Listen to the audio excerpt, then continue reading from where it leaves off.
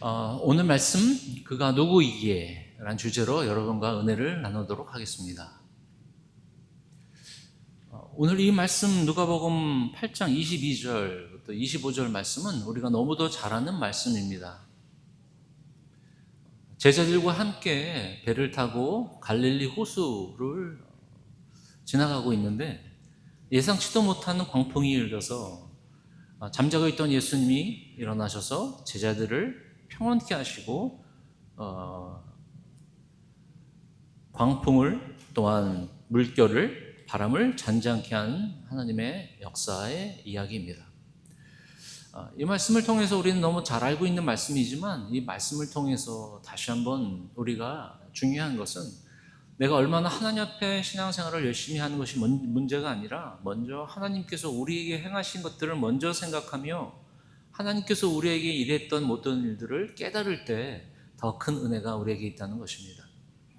이 말씀을 통해서 저와 여러분이 관심은 제자들의 평온케 되는 메시지의 핵심이 아니라 그들의 관심이 성난 물결과 파도에서 그 물을 잔잔케 하신 예수 그리스도에게 궁금증을 더욱더 일으켰고 또한 예수님께 놀라움을 금치 못했던 사건인 것이죠.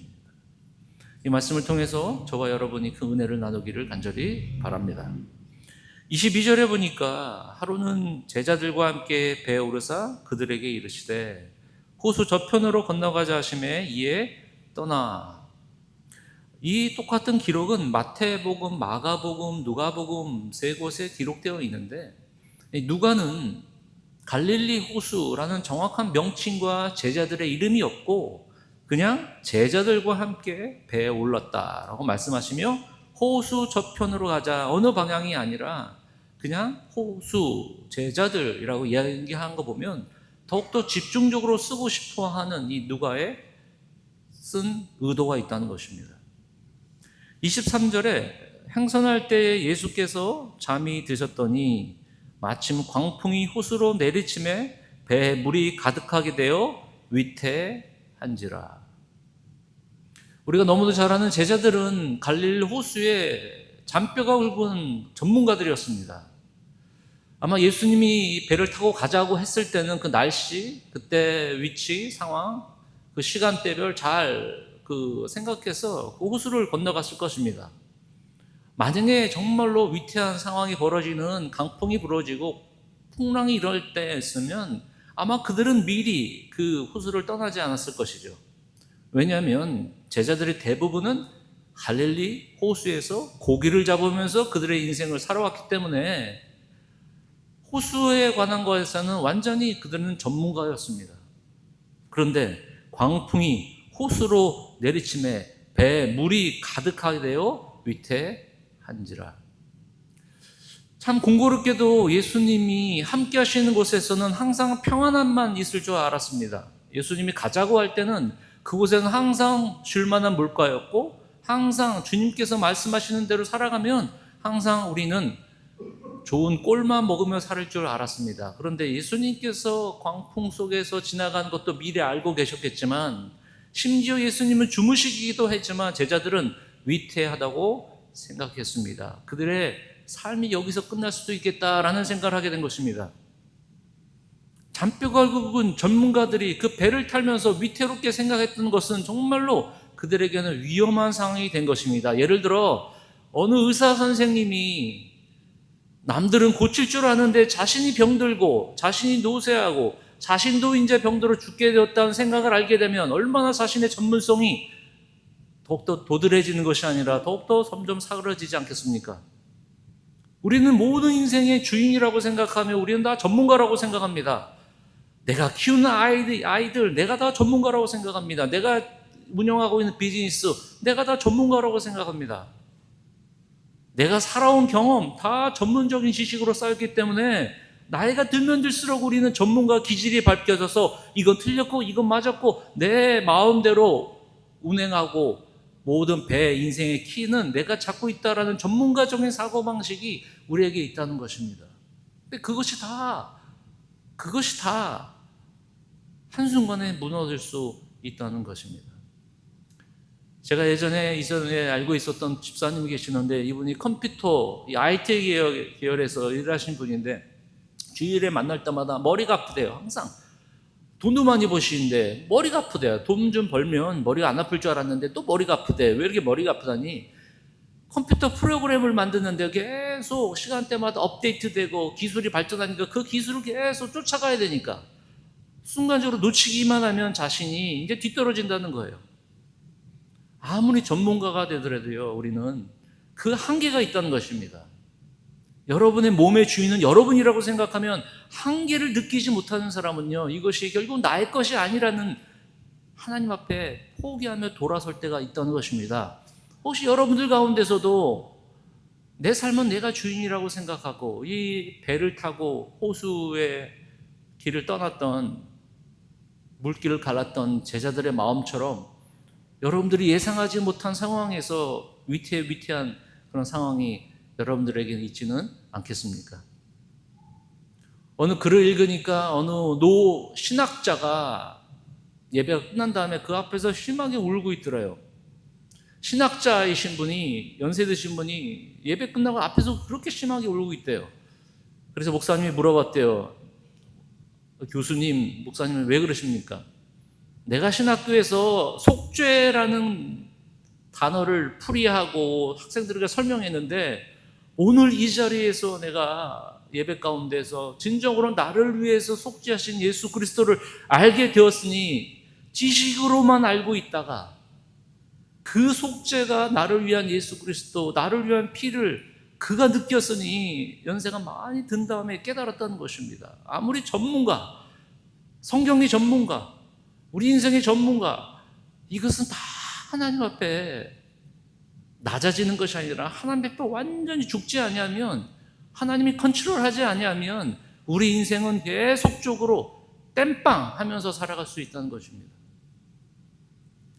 성경 전체적으로 우리는 어려움을 그때그때마다 해결해 주는 것 그 이상입니다. 성경은 우리에게 어려움을 그때그때마다 해결해 주는 것이 아니라 우리를 완전히 바꿔주신 것이고, 문제의 근원을 완전히 바꿔주시고, 우리의 모든 것 되시는 하나님께서 우리의 생과 사와 모든 것을 주관하시는 그 하나님을 믿는 믿음으로 사는 것이 우리가 신앙생활하는 근본적인 이유가 되는 것입니다. 24절에 제자들이 나와 깨워 이르되 주여 주여 우리가 죽겠나이다 한데, 마태는 주여 우리를 구원하소서라고 표현했습니다. 마태는 이 상황을 어떻게 했냐면 호수 밑에 놀이 친다라는 표현을 했어요. 그러니까 누가와 마태는 표현이 좀 틀린 겁니다. 마태는 놀이 쳤다라는 것은 밑에 지진이 났다는 표현이거든요. 호수 밑에서 지진이 나서 그들이 위태하기 때문에 지진이 나면 어느 정도 큰 광풍과 물결에 높이에 쌓이는 두려움을 쌓였다는 것입니다. 제자들이 나와 깨어 이르되 주여 주여 우리가 죽겠나이다. 그래도 제자들이 한 것 중에 제일 잘한 것, 예수님을 깨웠다고 예수님을 찾았다는 것입니다.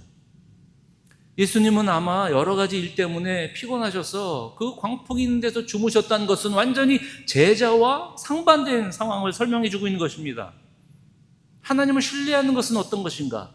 아니면 환경 때문에 어려워하는 상황들은 어떤 것인가? 제자들은 환경 때문에 두렵고 죽게 되었으니 예수님이라도 부르짖었던 이 제자들이 그나마 그래도 예수님을 찾으셨던, 예수님을 깨웠던 것입니다. 깨워 이르되 주여 주여 우리가 죽겠나이다 한데, 우리가 왜 기도하지 않는 이유가, 첫 번째 이유가 있습니다. 왜냐하면 하나님이 필요 없는 것입니다. 우리가 왜 평안할 때는 기도하지 않고 어려울 때 기도하는 것, 그것은 우린 종교적인 습관으로 살아가는 것입니다. 그래도 어려울 때 기도해야 된다. 그런데 평소에 기도하지 않습니다. 왜냐하면 이 인생은 나의 인생으로 생각하기 때문입니다. 왜 우리가 불안하고 두려워합니까? 내 몸이니까, 내 소유니까, 내 계획이니까, 내 것 이렇게 부여잡을 때일수록 우리는 광풍이 물러올 때마다 불안하고 떨리고 있습니다. 그나마 그래도 제자들은 예수님을 찾았습니다. 우리가 죽겠나이다. 사랑하는 새로운교회 성도 여러분, 우리가 기도하는 것은 어려울 때도 기도하는 것 중요합니다.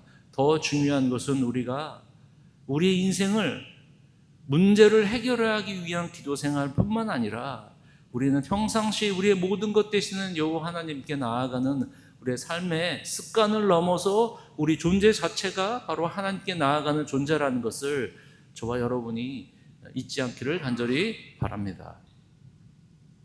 우리가 죽겠나이다 한데 예수님께서 잠에 깨사 그 가운데서 잠을 주무신 것도 참 위로와 평안이 됩니다. 왜냐하면 주님께서 그 광풍 속에서도 주무시고 계셨다는 것은 얼마나 신뢰하는 모습을 보여주고 계십니까?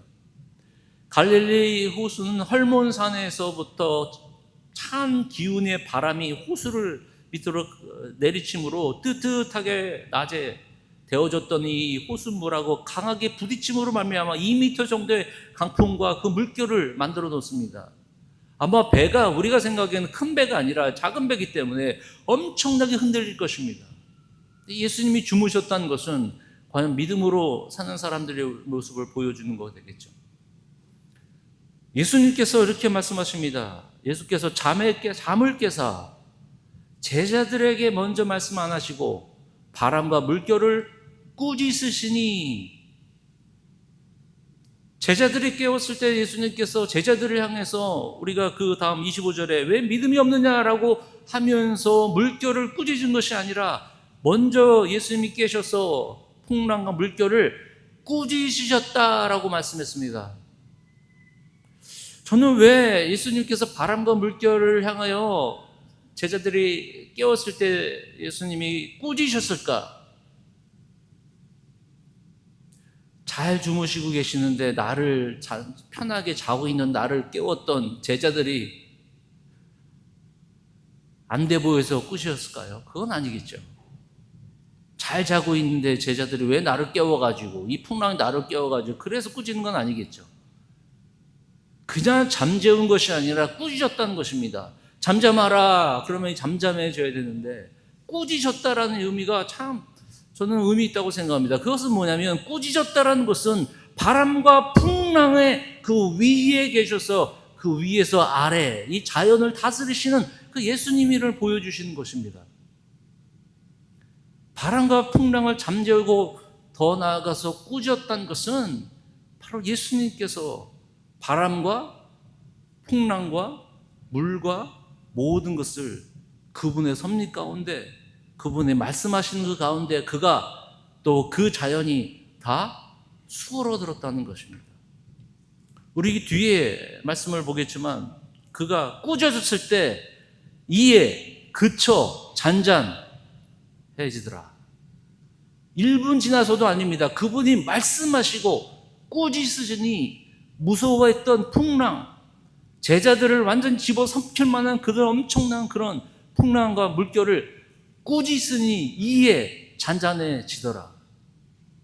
예수님께서 말씀하심에, 예수님께서 명하심에 그 풍랑이 잠재워졌다는 것입니다. 저는 신앙생활하면서 하나님께서는 언제든지 우리가 10년과 15년의 고생을 하더라도 단 한순간 하나님께서 개입하시고 역사하시면 단 1분, 1초, 아니 그 순간에 하나님께서는 변화시키시는 하나님이심을 절대적으로 여러분 믿으시기 바랍니다. 우리가 아무리 우리의 생각으로 아무리 노력을 해도 안 되고 그것이 10년 플랜, 15년 플랜 상관없습니다. 바로 하나님께서 간섭하시고 하나님께서 우리의 모든 위대한 하나님이심을 우리가 믿고 나아갈 때 하나님은 우리의 노력으로 쌓아놓던 노력으로 그 한순간 성령의 역사로 예수 그리스도의 능력으로 한순간 변화될 줄 믿습니다. 제가 언젠가 고민이 돼서 어느 분 목사님한테 여쭤봤더니 이런 고민 저런 고민 얘기하더니 그분이 그래요. 그거 하나님만 한번 움직이시면 그 순간 끝나 그 문제는. 그거 참 위로가 되는 것 같아요. 우리는 참 몇 시간 몇 년 그냥 상처, 미래 모든 잡념들을 가져오는데 하나님은 한순간 말씀하시면 우리를 바꿔주시는 것이 아니라 우리를 완전히 새롭게 해주셨고, 한순간 하나님께서 말씀하시면 죽은 자도 일어나는 것이고, 눈먼 자도 그 눈을 보게 되는 것이고, 쓰러져 있는 자들도 일으키시는 그 예수 그리스도의 하나님 말씀에 의하면 두려운 자들도 더 하나님 앞에 나올 수 있다는 것입니다. 인간이 아무리 30년 노력해도 하나님은 단 하나님의 말씀으로 모든 것이 가능하다는 것입니다. 여러분, 우리는 무엇을 믿고 살아가고 계십니까? 꾸짖다라는 것은 우리가 예전에 바다 근처에 사시는 분들은 굿도 하고 제사도 드리잖아요. 이번 한 년도, 1년도, 또 한 달도 용왕님, 노를 잠재워서 우리를 평온하게 하는 우리 사람들 되게, 그들은 레벨이 뭐냐면 바다 성난파도 그것이 다 자기들 위라고 생각하는 거예요. 자연이 다 자기라고 생각하고 위라고 생각하는 겁니다.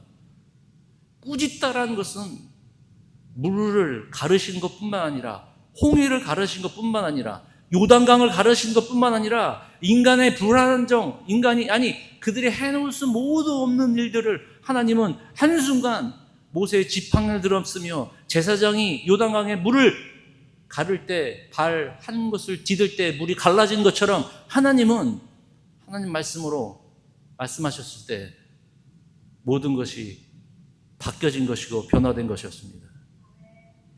7장에 보니까 나인성 과부의 아들이 죽었습니다. 과부의 아들이면 하나밖에 없는 아들이었습니다. 장사 지내러 관을 들고 사람들이 나옵니다. 예수님께서 그 마음을 아시고 다 죽어서 슬퍼하는 것이 맨날 며칠을 쓸 겁니다. 나인성에는 모든 사람들이 슬퍼했을 것입니다. 나인성 과부는 얼마나 불쌍한지. 관을 들고 올 때 예수님께서 이렇게 말씀하셨습니다. 청년아, 일어나, 걸어라. 일어나. 그 순간 일어났습니다.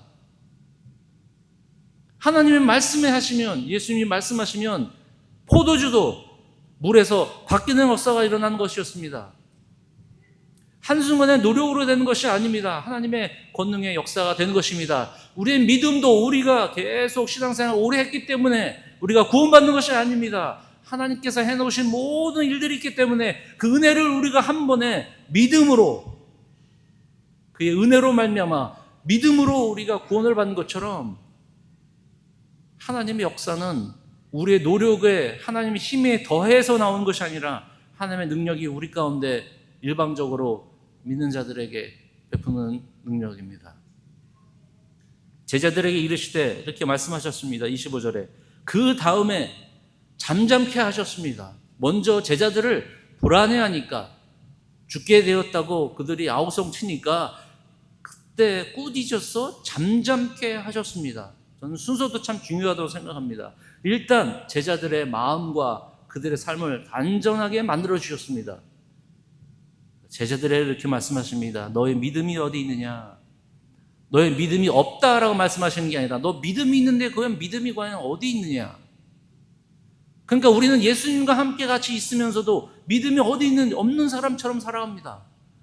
왜 너 믿음을 갖고 있지 않냐가 아니에요. 예수님이 너 왜 믿음이 어디 있느냐? 예수님과 함께 배 타고, 예수님이 우리의 가정의 주인이시고, 예수님이 우리의 모든 것 되시는 예수님이 있는데 어려움 당할 때는 너 믿음이 어디 있느냐? 이 말씀은 우리에게 다시 한번 너 믿음을 가지고 있는 것이 어디를 봐야 되는 거느냐? 광풍과 풍랑과 그 물결에 두려워하는 떨고 있는 자들에게 잠잠케 하고, 너희들이 바라볼 곳, 내가 너희와 함께 했던 것이, 내가 너희 믿음이 주제가 되는 것이고 내가 함께 있는 이유가 되는 것이 아니냐라고 말씀하신 것입니다. 요한 웨슬레, 감리교회 창시자 요한 웨슬레의 유명한 일화가 있습니다. 조지아 나라, 터키 근처, 유럽 근처에 있는 나라에 선교를 실패했습니다. 1700년 초인데요. 요한 웨슬레 선교 사역에 실패를 했습니다. 그래서 미국으로 돌아오는 백길에 광풍을 만났습니다. 모든 사람들이 우왕좌왕하는데 한쪽 배 구석에 있는 그룹의 사람들이 평안한 마음으로 찬양하는 것이었습니다. 그 사람들이 루터 교회 분파였던 모라비안 파라고요. 그분들은 풍랑 속에서 기쁨으로 찬양하는 거였습니다. 나중에 풍랑을 지난 다음에 그 사람들에게 물어봤습니다. 어떻게 해서 당신은 그렇게 편안할 수 있겠습니까? 그러자 그 사람들이 이렇게 얘기합니다. 하나님께서 우리와 함께 하시는데 무엇을 두려워하겠습니까? 선교 사역에 실패하고 선교 사역에 성공하는 것이 문제가 아니라 요한 웨슬레는 그런 어려운 상황 가운데서도 하나님께서 함께 하신다는, 내 성공과 실패가 중요한 것이 아니라 내 인생에서 함께 하신다는 하나님의 놀라운 강건적인 그런 능력을 경험한 자들을 통해서 그의 마음이 사그러지기 시작한 것입니다. 우리가 회복해야 될 것은 바로 주의 경외하심입니다. 하나님의 경외하심, 주의 높고 인자하심이고, 우리가 생각하는 이 세상보다 한 단계가 아니라 이 모든 것을 관여하시고 컨트롤하시는 그 하나님, 그 하나님께 나아가는 것이 우리가 신앙생활하는 것입니다. 지금도 왜 두려워하고 놀라고 있습니까? 그 이유는 단 한 가지입니다. 하나님은 알고 있지만, 하나님은 내 마음의 주인으로 모시고 있었지만, 그 하나님께서 우리 인생의 주인이 되는 것을 지금 포기하고 내가 주인으로 삼고 살고 있기 때문입니다. 25절에 그들이 두려워하고 놀랍게 여겨 서로 말하되 그가 누구이기에 바람과 물을 명함에 순종하는가. 제자들이 풍랑을 무서워해서 그 두려움에서 바뀌어서 예수님이 그분이 누구이시기에 이 물결이, 바람이 그가 말할 때 순종하는가. 그 놀라움이 두려움에서 놀라움으로 바뀌었습니다. 풍랑 때문에 두려워했지만 더 두려운 존재가 있어요. 그것이 그 풍랑을 잠재운 예수 그리스도, 바로 그분을 제자들이 놀라는 것이었습니다. 몸을 해하는 자들을 두려워하는 것이 아니라 몸과 영혼을 능히 지옥불에 들어가게 하는 예수 그리스도 하나님의 능력이, 하나님의 권위가 더 우리가 두려워할 거 아닙니까? 세상에 눈에 보이는 것은 아무것도 우리는 컨트롤할 수 없는 것이 너무도 많이 있습니다. 그래서 기도할 수 있습니다. 그렇지만 우리는 이 세상에서 그냥 어깨가 축 처져서 언젠가 되겠지 괴로움만 하는 것이 아니라 하늘을 바라보면서 주여 내가 죽겠나이다.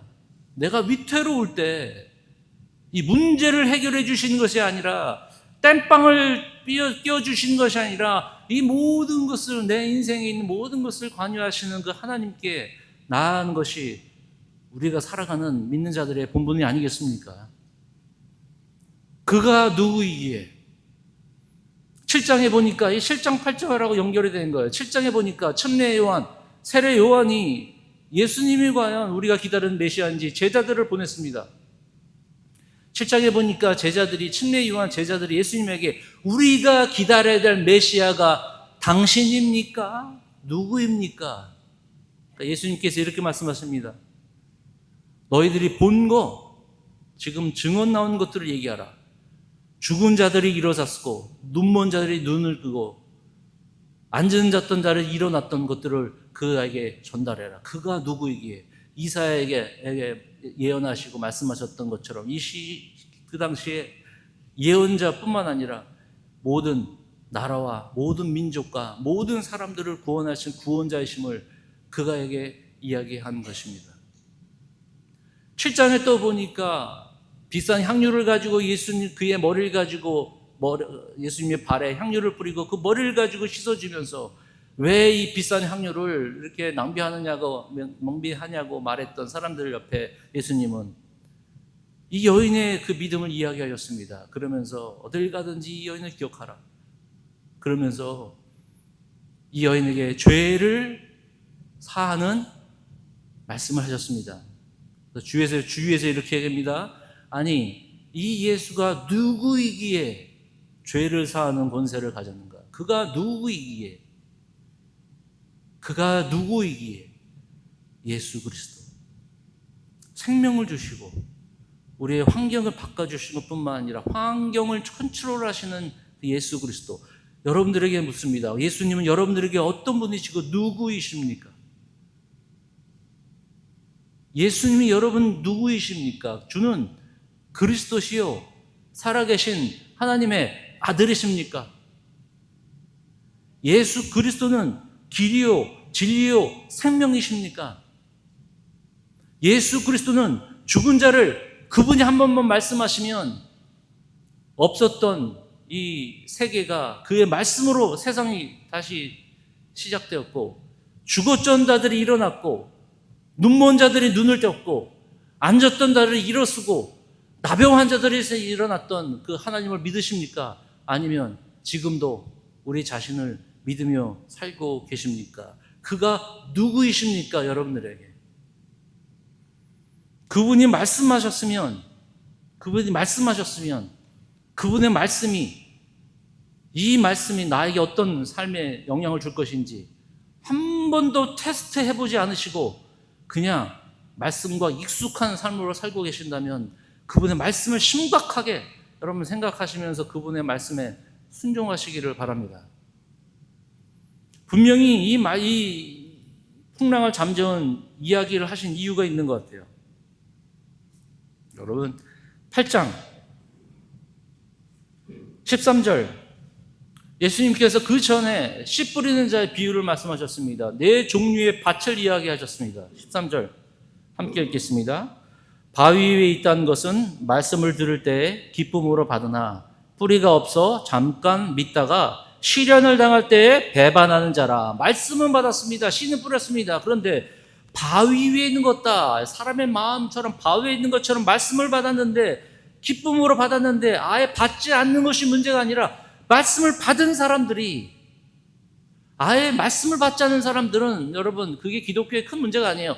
말씀을 이미 받은 사람들이, 이미 하나님의 말씀을 받은 사람들이 잠시 기쁨으로 있다가 뿌리가 없어 잠깐 믿다가 시련과 어려움을 당할 때는 완전히 배반하는 것. 얼마나 우리는 배반하며 삽니까?